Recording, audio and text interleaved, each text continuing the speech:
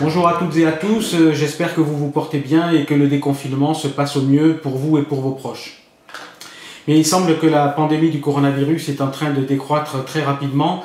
Malgré cela, il faut rester prudent et il faut continuer de respecter les gestes barrières pour nous protéger et pour sortir le plus rapidement possible de cette situation. Vous le savez, nous ne sommes pas restés sans rien faire pendant cette période et cette semaine encore, ce sont 1000 visières qui ont été montées par des Saint-Périens pour l'association Visières Solidaires. Ces visières seront remises à des assistantes maternelles de notre canton par le biais des relais d'assistantes maternelles et aussi à des instituts médico-éducatifs ou d'autres organismes de santé qui en ont fait la demande. Je voudrais remercier très chaleureusement tous ceux de nos concitoyens qui ont participé à cette action ou qui se sont portés volontaires. Je voudrais aussi remercier encore une fois le Cozy Fitness qui a mis sa salle de sport collectif à disposition de notre réseau de couturières, ce qui leur a permis de fabriquer ainsi plus de 2000 masques. L'atelier a donc été fermé ce samedi, mais le réseau de couturières et couturiers reste actif et continuera de produire des masques à la demande.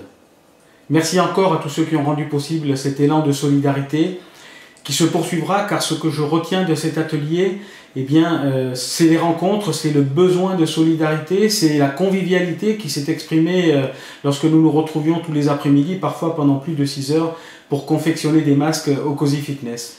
Cela ne peut pas bien sûr s'arrêter là et cela se poursuivra. Nous reviendrons vers vous très rapidement pour d'autres actions de solidarité qui impliqueront un maximum de personnes, car notre ville en a vraiment besoin.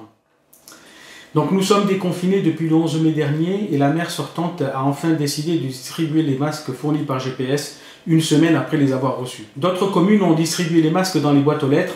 La maire sortante, elle, a décidé de distribuer les masques dans les bureaux de vote et elle a convoqué les électeurs en priorité dans les bureaux de vote où elle a réalisé le moins bon score au premier tour des élections municipales. Bien entendu, cela n'est pas une coïncidence, d'autant plus qu'elle fait distribuer ces masques par ses colistiers non élus, alors qu'elle aurait dû en priorité demander cela aux conseillers municipaux en poste ou tout simplement au personnel municipal, comme ça se fait dans toutes les communes. Vraiment, cela n'est pas digne et notre ville mérite mieux que cela.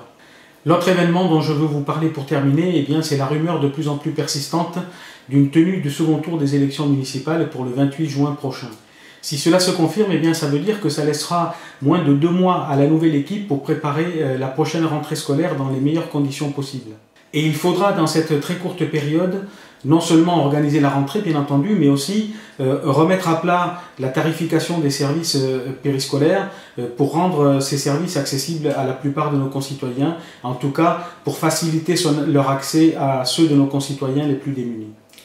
Avec l'équipe qui m'entoure, nous y travaillons déjà d'arrache-pied et je peux vous assurer que nous serons prêts à assumer cette tâche dès le lendemain de l'élection.